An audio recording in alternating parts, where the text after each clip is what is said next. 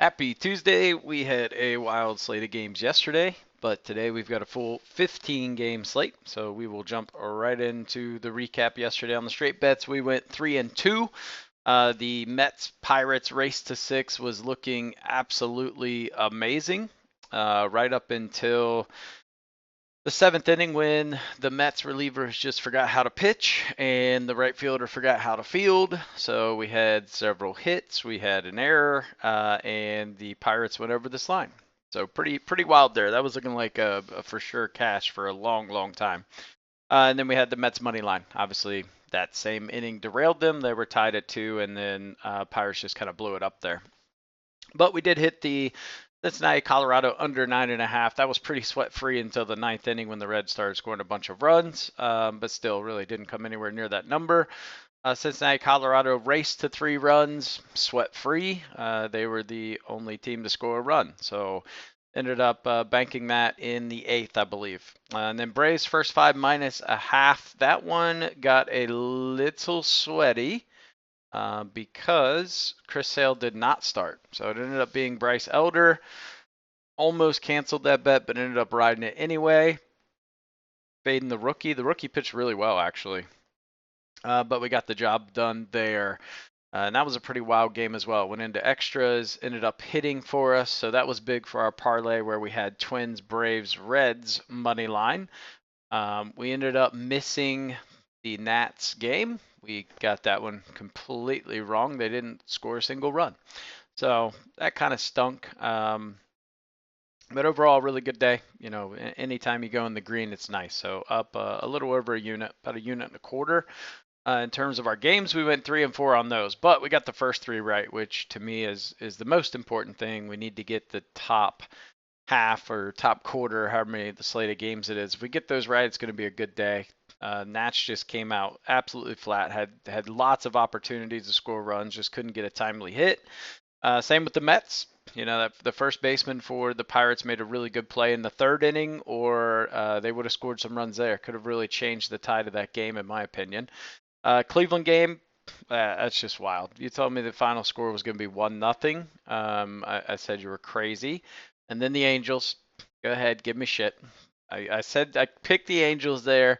Um, Still stand by. I liked it there. I didn't play it obviously, but the value was there. Now today we're going completely the inverse with Scherzer on the hill. So just know that. And then our props, we went 4-3. Feltner just barely went over that line, got to 6, which is unfortunate. Just because I had parlayed the Parker walks, the Mikolas strikeouts, which that looked like he was going to hit for the longest time. And then I had Feltner. Abbott easily went over his Ks, and then Daniel Davis really let us down. Man, he got absolutely shelled in I think the fourth inning and never made it out. So upsets yesterday. 2 of the 4 that we had on our list actually ended up hitting. So pretty crazy day. But let's jump right into the slate. We got a lot to talk about here. So we've got the Orioles and the Cubs. Game I don't love it. I really don't love it. Jameson Talon has a really good average against lefties, 136 or what lefties hitting. We look at Baltimore's lineup, they've got 6 left-handed hitters. The first 4 in the lineup are left-handers. So that kind of scares me a little bit. The Orioles bats have been pretty decent, whereas the Cubbies bats haven't been, phenomenal. They're in kind of that bottom 10 against right-handed pitching, going up against Dean Kramer. What scares me with Kramer is we've got the wind blowing out tonight, and he's given up 7 home runs in 22 innings at home. So that makes me a little bit nervous. Couple that with his 5.73 ERA at home, whereas Talon is a pretty solid pitcher away, 3.09. That said, Kramer has not pitched at home since May 12th, so we really don't have a ton of information to gauge here, right? So he pitched very early on in the season, almost 2 months since he's pitched at home. There's probably a reason for that, though, right? Um, I would lean Orioles. You could look at a first 5 under, and I like the Nerfy here, actually, believe it or not.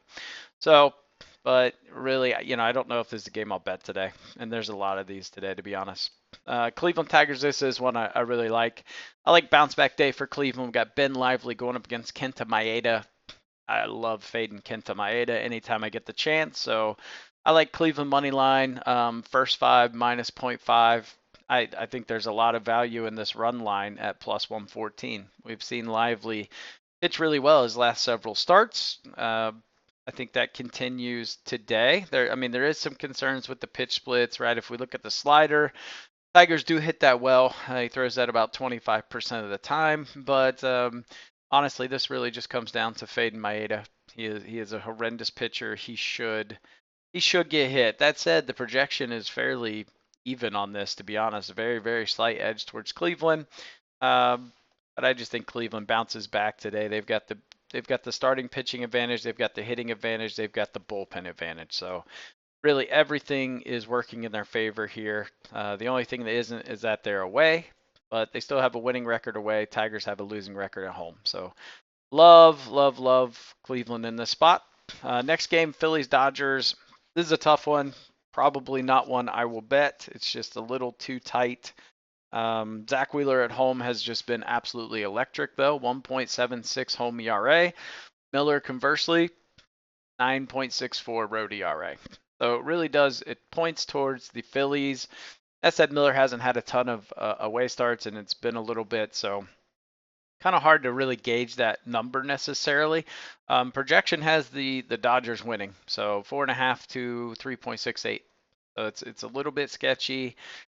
Both teams 5-5 in their last 10, right? So we've seen a little bit of regression on both teams. I will tell you tonight that Schwarber is projected to be back in the lineup in that leadoff spot. So still don't have Harper back, but could get Schwarber back. So that could be a nice little boost. I think Bobby Miller is hittable, right? We look at his expected ERA, it's 5.44. It's not stellar. To me, it's just sometimes this Dodgers lineup can just absolutely pop off. And will that happen against Wheeler? I don't know. I'd like to think not. I might be potentially talking myself into betting this game, actually, but have to see. I need to do just kind of research it a little bit more, but just not one I absolutely love tonight. All right, next game.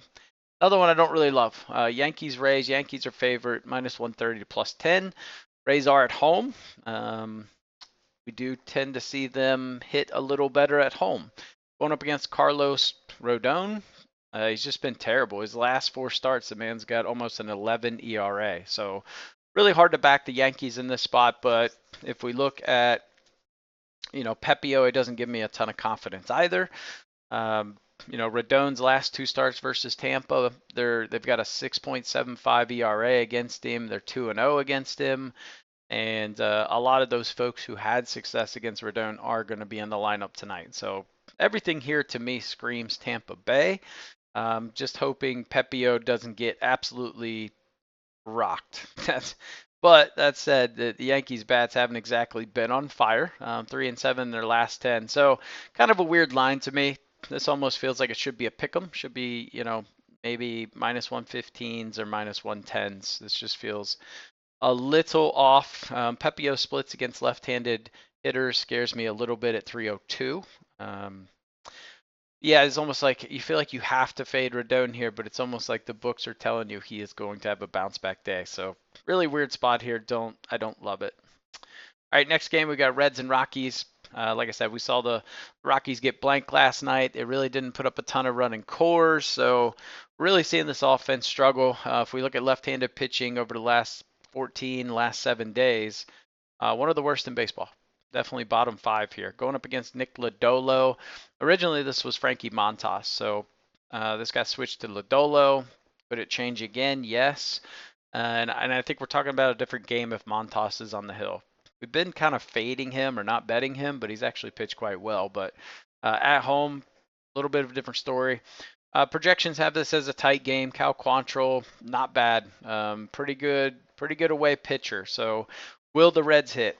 That's kind of the question of the day, right? We look at the Reds over the last 14, 17 days against right-handed pitching. Hasn't been great.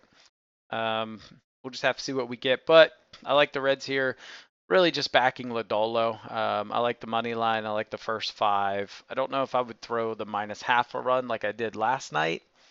Um, Little sketchy, right? But then it's also a really sneaky spot for the Rockies to come out and potentially win this game. But really hard to back the Rockies when we just haven't seen any offensive output. At least with the Reds, we get kind of some spurts there, and they're at home, so lean would definitely be heavily towards the Reds. All right, Red Sox Athletics. This is a weird game. This line is so high, it's really hard to back Boston on this line. If you're going to back it, you got to go run line. But we got Brian Bello, who has just been absolutely horrendous, going up against Joey Estes. There's a lot of metrics here that kind of lean towards both teams, if we're being honest. But Estes on the road has not been good. And his splits, when we look at what he does against really bad teams, he pitches pretty good. But when he faces lineups that are halfway decent, right, middle of the pack or better, his numbers get dramatically worse. So everything really does skew here towards the Red Sox. If it were any other pitcher on the mound, this is a fire a Red Sox run line play at home. I just don't trust Brian Bello. So this game way too heavily juiced for me to back a pitcher that, frankly, has just been absolutely horrendous. But I would lean Red Sox. All right. So next game, Nats Mets. We just saw the Mets really have a pretty weak offensive output. Their sticks have gone ice cold. We saw the Nats have a interesting series with the Cards, kind of up and down. Scored, 15 runs and then got blanked. So traveling to New York, both teams not coming off rest. I like the Nats in this situation. Jake Irvin has been outstanding. His last game was just absolutely phenomenal. Going up against a very cold Mets lineup. Does that change when they're at home? Maybe. Still have a losing record at home. Uh, Both teams 4-6 in their last 10. Both coming off losses. I really like the Nerfy in this situation.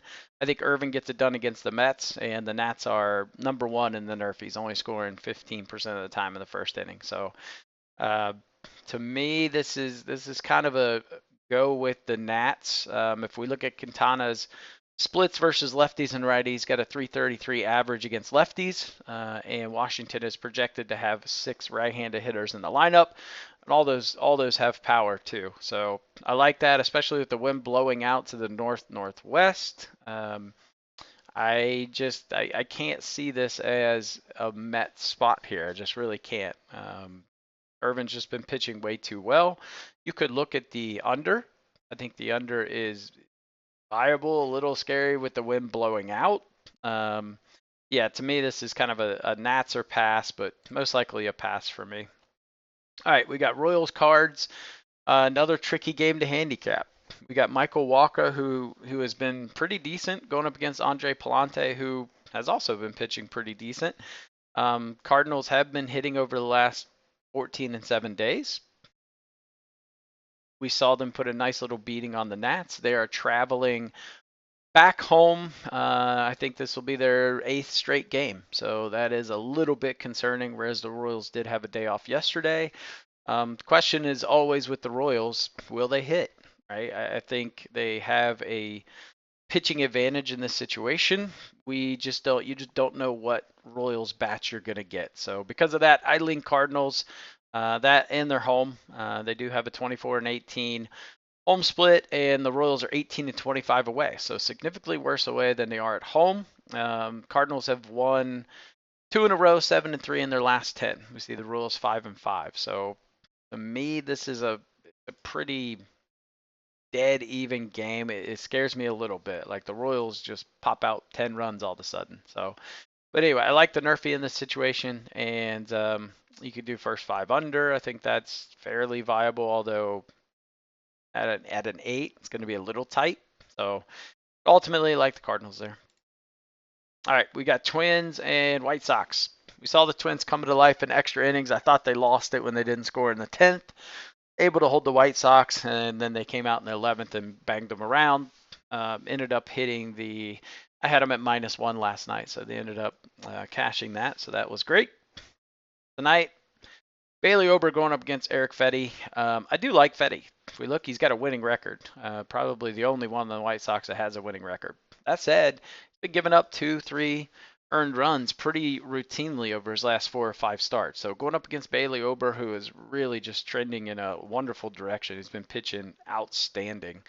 So I like the Twins to get the job done tonight. I like the money line. I like the run line. I don't trust the White Sox bullpen. I know they've been significantly better in moving up, but still, I mean, we saw them give up a decent amount of runs last night. Twins are just hitting. So until the Twins stop hitting, I'll keep betting on them. But hitting 369 against righties over the last 7 days, 302 over the last 14. So we have a pretty sustained period here where they've been hitting. That said, could be a sneaky spot for the White Sox. I think I said that yesterday. And it was looking pretty bleak for a minute on the Twins. They ended up scoring 3 runs, I believe, in the 6th inning to tie it at 5. So we look at pitch splits for Ober. Not great, right? The White Sox are second in the fastball. They are 4th in the changeup. So there are some things that definitely skew more towards the White Sox, but got to ride the hot hands here and go with the Twins. All right, next game, Houston Marlins. I don't know who's pitching for Houston. Don't really care. Houston at home is a scary ass team. They produce a lot of runs going up against a team that struggles to produce runs. So I know their batting hasn't been amazing over the last 14. Well, actually 14 has been pretty good against lefties, but last 7 days hasn't been great. But I like Houston here, but we'll have to see who the pitcher is. But at the same time, I really don't care. Houston at home will put up runs. And I don't trust the Marlins to score hardly. I don't trust them to score more than 2, frankly. All right, next game, Brewers Pirates. Very similar situation here. We don't know who the pitchers are. It's not going to be Paul Skeens. I know that. That's the only one that may give me concern with just kind of blindly going with this. But Brewers at home are kind of a different beast. They're 27-13 at home. I think they get the job done. They come back home. They should smack the Pirates around.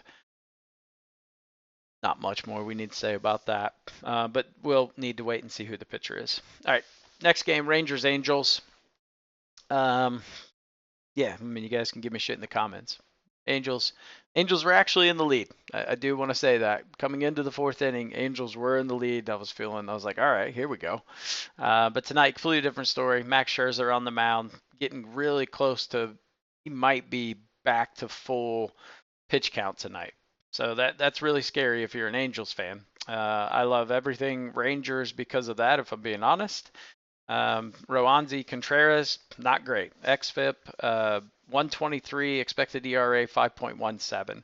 Scherzer has been pretty damn dominant, and I think that continues tonight. The only thing that is a little scary about Roansy is giving up a 100 average to lefties, but we had a very similar split with the pitcher last night for the Angels, and they absolutely rocked him. So not going to think too much into that game. Let's just take the Rangers and collect your cash. All right, this game, Padres Mariners. It's weird to back the Mariners if I'm being honest. Trying to trust an offense that's hit 188 and 184 respectively over the last 7 and 14 days is difficult, but Logan Gilbert on the mound, guy has just been ridiculously solid. Going up against Adam Mazur, who is absolutely trash in my opinion. 7.52 ERA. Doesn't pitch all that good at home either. So the splits for Logan Gilbert, 127 to lefties, 221 to righties. Mazur, 409 average to left-handed hitters. There should be 6 in Seattle's lineup tonight. Wind's going to be blowing out a little bit. This guy, 66% of his outs come via the fly ball. So he is a fly ball pitcher. I just don't see any other play here other than trusting the Mariners, unless you wanted to take it under. I mean, that's the only way I can see this, but I like the Mariners to get the job done tonight. All right, 2 more games left. We got Braves and Diamondbacks. Chris Sale is projected to be on the mound tonight. Don't know if I trust that. A little scary after last night. And I will tell you, if you bet on DraftKings, if you scroll all the way down, if you're picking a money line, you can select an option where it says only if the starting pitcher is listed. And you can pick for the Braves, Diamondbacks, or both. So this should be an interesting matchup. Sale going up against Gallen. I think I said yesterday, sometimes the Diamondbacks, when they come at home, the bats just kind of go ice cold. And we saw that a little bit last night. Elder, very hittable pitcher. and they didn't get the job done. They had one inning after Elder come out where they scored 3 runs, and that was really relief pitcher. You decided to walk a couple people, so we really didn't see the Diamondbacks do much. That gives me more confidence for the Braves coming into tonight. I know the splits for the Diamondbacks are really good against left-handed pitching. Like I said yesterday, Sale's a different beast. I just don't think they touch him. You could look at the under, but at 7.5, I'm not. I'm not touching a 7.5 here. I think the Braves could come uncorked on Gallen. We could see the Diamondbacks score some runs. So maybe not a game I'm touching, to be honest. There's just something about it I don't love. But if we look at the pitch splits for Gallen, doesn't look well for him, right? Braves are fourth in the fastball. They are first in the curveball, which he throws 26% of the time. So all the numbers here lean towards the Braves, except for the fact that the Diamondbacks have had some success against lefty pitchers. So do with that what you will. All right, last game on the card. We got Blue Jays and Giants. I'm a little surprised the Giants aren't favored a little heavier here. We got Blake Snell going up against Kikuchi. Kikuchi has not been good. We look over his last 5-6 starts. It's just not good. So to me, I'm backing Blake Snell. He looked extremely dominant in his last outing, his rehab outing in AAA. I mean, just lights out, ridiculously good. That said, it's the minors. Will it correlate to here? We'll find out. But he's got a very low K prop, in my opinion. I love that. You could look at the Nerfy, but the wind is blowing out quite a bit. Makes me a little nervous. But you've got 2 top 5 ranked teams in terms of the Nerfy. So could be a spot there. Batting splits definitely favor the Blue Jays, but I just everything inside me says this is a giant spot here. And I think we do see the numbers skewed a bit just when we look at the Giants hitting against lefties. Specifically over the last week, haven't had a lot of success, but at home, I like them get the job done. Let's talk about our best bets here. Straight bets, Rangers run line, minus 108. That feels really low. So snatch that up already. Cleveland, -1, going up against Maeda. I don't know if this is a fade of Lively, but like I said, Lively's been pitching really well, or just the fact they didn't score runs yesterday. So that's at -117. There's no way that stays -117. That should jump throughout the day. I like Rockies team total under 3.5. I think Lodolo shuts them down. We haven't seen them score more than 3 runs in a little bit here. Then I like Twins run line at plus money, so plus 100 on the run line. Parlay today is going to be the Indians, Twins, and Rangers. Already locked that in. Actually locked that in last night, and I got that at plus 330. And then our Nerfy parlay is going to be the Braves and Diamondbacks and the Nationals and the Mets. So we're going to parlay those 2 Nerfies together at plus 213. And then our fun parlay here is plus 886, and that's going to be Rangers, Guardians, Twins, Astros, Brewers. Now, I will say I already put this in, so I can't change it. But the only thing I wanted to check with the Brewers, I just wanted to make sure that Skeens wasn't pitching for Pittsburgh. He pitched on Friday, so most likely he would pitch again tomorrow. So that's where we're at with that. Rankings here, you know, there's so many uncertainties today. Like, frankly, everything from here down, this is kind of gray territory for me, where I'll continue to kind of research it throughout the day, but these are all the games where I'm just not like certain. There's so many uncertainties here. It's a pretty wild card. So a lot of potential upsets. Not going to get into all of them, but you know, I could see a ton of potential upsets today. In terms of props, I like Blake Snell over 4.5 Ks at -110. That's just really good value there. Gilbert over 4.5 Ks. That's probably my favorite prop. That may have jumped again. I locked the Snell Gilbert in last night, so I'm sure they probably ended up jumping.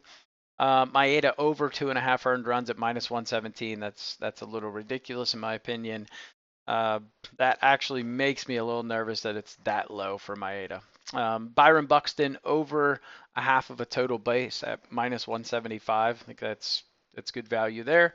CJ Abrams over 1.5 hits, runs, and RBIs at -140. Reese Hines, the rookie for the Reds who made his debut last night, absolutely hammered a ball out of the park. I kind of like his over 1.5 hits, runs, and RBIs at -115. Now, when I say like it, it's probably going to be the last on the list here in terms of what I would bet, but it's an interesting one at decent value. I like Miller for the Dodgers under 2.5 base on balls. Quintana over 3.5 Ks for the Mets. Adam Mazur under 4.5 Ks. A little scary because you're going up against the Mariners who just love to strike out. So I would probably put the Hines and the Mazur at the bottom of this list, but I do think there's value there at minus 140 if you pair it up with like a Snell K's or a Gilbert K's kind of deal. So those are my picks today. If you made it this far, please give the video a thumbs up. And if you haven't yet, hit that subscribe button. It's free to do, helps out the channel. And I will catch you guys in the next video.